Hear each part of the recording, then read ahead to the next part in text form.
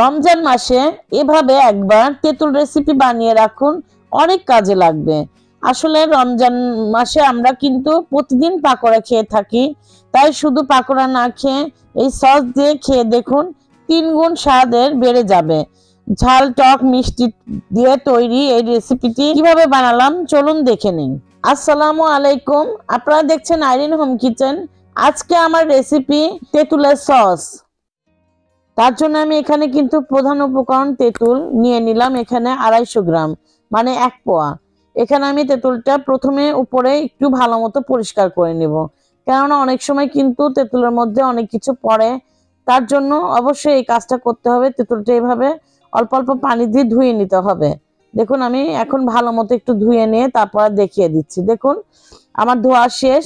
এখানে আমি একদম ফুটন্ত গরম পানি দিয়ে দিব, একদম কিন্তু ফুটন্ত গরম পানি হতে হবে, তাহলে খুব দ্রুতই এটা নরম হয়ে যাবে।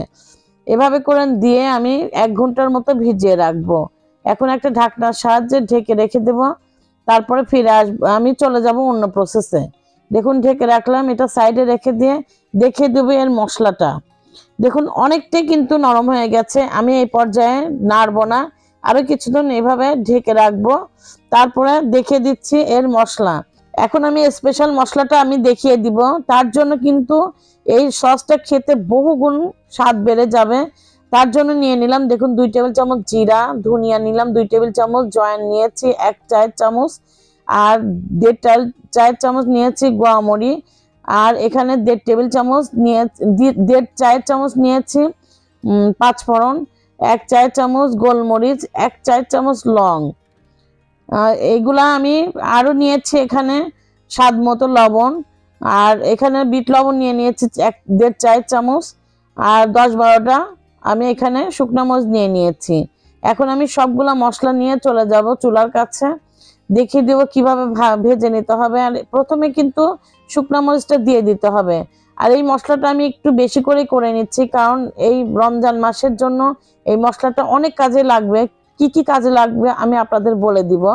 দেখুন প্রথমে কিন্তু আমি এটা সুন্দর করে টেলে নিচ্ছি, তারপরে এই মশলাগুলা ছেড়ে দিতে হবে। এটা আপনারা লো আছে একটু সময় ধরে ভালো মতো টেলে নিতে হবে। সুন্দর একটা স্মেল আসলে বুঝতে পারবেন যে হ্যাঁ এটা ভাজা হয়ে গেছে, পুড়িয়ে ফেলা যাবে না। আর ভাজার সাথে সাথে কিন্তু এটা অন্য বাসনে ঢেলে নিতে হবে, ট্রান্সফার করে নিতে হবে। ওই বাসনে এই ফ্রাই প্যানে রেখে দিলে কিন্তু এটা পুড়ে যেতে পারে। আর এই মশলাটা আমি বেশি করে নিচ্ছি, অনেক কিছুর কাজে লাগবে। আমি আগেই বলে দিলাম, এটা পাকোড়া বলেন, আর আপনারা যে কোনো ডাল সবজি, ফুলকপি বাঁধাকপি সবজি যে কোনো কিছুতেই কিন্তু এই মশলাটা দিয়ে রান্না করে খেলে অসম্ভব মজা লাগে। এই জন্য আমি একটু বেশি করে করলাম, রমজান মাসে কাজে লেগে যাবে। তো আপনারাও চেষ্টা করবেন এটা করার, তাহলে বুঝতে পারবেন হ্যাঁ এর টেস্টটা কতটা। এই মশলাটা যদি বাইরে থেকে কিনতে চান তো অনেক খরচ পড়ে যাবে, ঘরে করলে কিন্তু অনেক সাশ্রয় হবে। আমার এই রেডিমেড মশলা করা শেষ, এটা আমি ঠান্ডা করতে দিব, চলে যাব অন্য প্রসেসে, সেই তেঁতুলের কাছে। দেখুন তেঁতুলটা কিন্তু আমার পুরোপুরি একদম নরম হয়ে গেছে, আর পানিটা ঠান্ডাও হয়ে গেছে। এভাবে আমি চটকে নেব, হাত দিয়ে এটা করে নিতে হবে। যত কিছুই বলেন না কেন হাত ছাড়া কিন্তু এই কাজটা হবে না। এভাবে করে আমি অল্প অল্প পানি দিয়ে এভাবে চটকে এর পালসটা বের করে নিব। যতক্ষণ না এর পালস থেকে যাবে ততক্ষণ ধরে এটা কিন্তু অল্প অল্প পানি দিয়ে আপনারা ছেঁকে পাল্পটা সুন্দরভাবে বের করে নিতে হবে। আমি দেখিয়ে দেব কেমন পর্যায়ে। দেখুন আমার এটা কিন্তু অনেকটাই হয়ে গেছে। আমি এখন একটা চালনি নিয়ে নিচ্ছি, এটা ছেঁকে নিতে হবে অবশ্যই, নাহলে এর নিচে অনেক ময়লা থেকে যায় বা এর খোসা থেকে যায়, বিচি থেকে যায়, এগুলা কিন্তু সসের মধ্যে রাখলে ভালো লাগবে না। তো অবশ্যই এভাবে করে একটা চালনির মধ্যে দিয়ে এভাবে ছেঁকে নিতে হবে। এভাবে ছেঁকে নেওয়ার পর পালস যেগুলো বের হবে আমি আবারও পানি দিয়ে চটকে একদম ক্লিয়ার করে নিব। এর পালস যেন আর না থাকে সেদিকে লক্ষ্য রেখে এটা এই কাজটা করে নিতে সম্পূর্ণ করে তারপর আমি এখানে কিন্তু চালনি দিয়ে ছেঁকে নিতে হবে। সুতির কাপড় দিলে কিন্তু পালসটা বের হতে অনেক সময় লেগে যাবে, আর এত সুন্দর পালস বের হবে না। দেখুন আমার কিন্তু অলরেডি পরিষ্কার হয়ে গেছে, আমি পুরোটাই পালস নিয়ে নিয়েছি। আর এর থিকনেসটা দেখুন কতটা হয়েছে। আর এটা কিন্তু আমার 3 কাপ মেজারমেন্ট কাপের 3 কাপের মতো পালস বের হয়েছে, আর এর চেয়ে পাতলা হলেও কিন্তু কোনো কিছু নেই। এখন আমার লাগবে আরো একটি উপকরণ, এটি হলো গুড়। এটা কিন্তু খেজুরের গুড়, সরি কুশারের গুড়, এটা অবশ্যই দিতে হবে। কুশারের গুড়টা দিয়ে করলে কিন্তু বেশি সুন্দর কালার আসবে এবং খেতেও ভালো লাগবে এই সসটা। আপনারা চাইলে চিনি দিয়েও করে নিতে পারেন।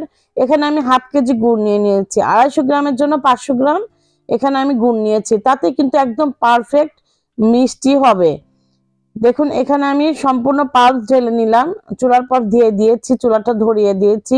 আর চুলার আঁচটা মিডিয়াম রাখতে হবে, হাই হিটে এটা করা যাবে না, তাহলে নিচে কিন্তু ধরে যেতে পারে। আর এটা কিছুক্ষণ পর পর নেড়ে দিয়ে আমি এটা দেখিয়ে দেবো। এই পালসটা গরম হয়ে আসার পর আমি গুড়টা অ্যাড করে দিব।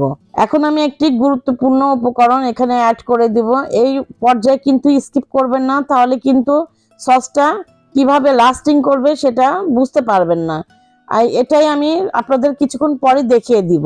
পালসটা কিন্তু অনেকটাই গরম হয়ে এসেছে। এই পর্যায়ে আমি সেই গুড়টা সুন্দর করে অ্যাড করে দিলাম। আর এটা কিন্তু একটু ছোট ছোট করে নিয়েছি। অনেকের কিন্তু কাছে কিন্তু লিকুইড গুঁড়ো থেকে থাকে, সেটাও অ্যাড করলে কোনো সমস্যা নেই। আমি এটা দিয়ে দিলাম, আর গুটলিগুলা ভেঙে যাবে অল্প নাড়াতে। দেখুন দিয়ে দিলাম স্বাদ মতো লবণ। লবণটা পরে আমি চেখে আর একটু অ্যাড করতে পারি, কেননা এই পর্যায়ে কিন্তু লবণটা বোঝা যাবে না। দেখুন এভাবে করে নাড়তে নাড়তে আমি বলক তুলে নিয়ে আসবো। এখানে কিন্তু আমি এখন অ্যাড করে দিব কিছুটা মশলা।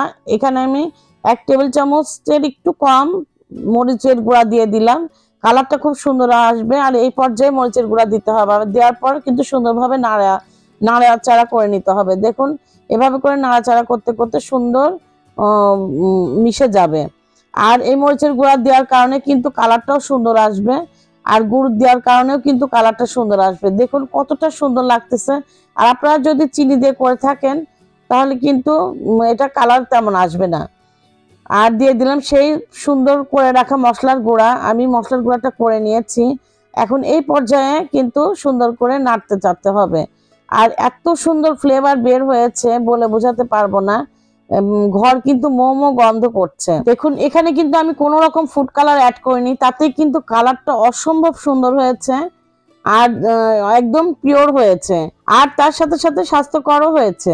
আর এখন আমি আপনাদের দেখিয়ে দেব সেই গুরুত্বপূর্ণ উপকরণ। দেখুন এখানে দিয়ে দিলাম 2 টেবিল চামচের মতো ভিনেগার। এই ভিনেগারটা দিলে এই সসটা অনেক দিন লাস্টিং করবে, 6 মাসের মতো লাস্টিং করবে। আর যদি নর্মাল ফ্রিজে রাখেন তো বছর ধরেই খেতে পারবেন, কেননা আমি আগের বছরে কিন্তু করেছি। সেই সস এখনো আমার ফ্রিজে রয়ে গেছে, তা আমি এখন নতুন করে নিলাম, আপনাদের সাথে শেয়ার করব এই কারণে, এবং লাগবেও এই কারণে। আর আপনারা কিন্তু এই ভিনেগারের বদলে সাইট্রিক অ্যাসিড ব্যবহার করতে পারবেন। আর যদি নাও থাকে এমনিতেও করে নেন, তাতেও কিন্তু ঘরে নর্মাল ফ্রিজে রেখে মাস ধরেও খেতে পারবেন। থিকনেসটা দেখেই বুঝতে পাচ্ছেন আমার কিন্তু পারফেক্ট ভাবে হয়ে গেছে। আমি চুলাটা বন্ধ করে দিব, আর এটা কিন্তু ঠান্ডা হলে আরো থিকনেস হয়ে যাবে। দেখুন আমি ঠান্ডা করে নিয়েছি, আর এই থিকনেসটা দেখুন একদম পারফেক্ট হয়েছে। যে কোনো মানুষই অনায়াসে করে নিতে পারবে। আর এটা ঠান্ডা করে তারপরে একটা বয়ামের মধ্যে রেখে দিব। এভাবে করে আমি দেখুন বয়ামের মধ্যে ঢেলে নিচ্ছি। কালারটা দেখুন কতটা শাইনি হয়েছে, দেখেই বুঝতে পাচ্ছেন। দেখুন এটা পারফেক্ট সস তৈরি হয়ে গেছে, শাইনি ভাবটা দেখেই বুঝতে পাচ্ছেন। রমজান মাসে অবশ্যই একবার হলো ট্রাই করবেন, সারা মাস ধরে খাবেন। এবং ভালো লাগলে অবশ্যই একটি লাইক সাবস্ক্রাইব করে আমার পাশে থাকবেন, এবং বন্ধুদের সাথে শেয়ার করবেন, পাকোড়ার সাথে খাবেন। আজকে এ পর্যন্তই, আল্লাহ হাফেজ।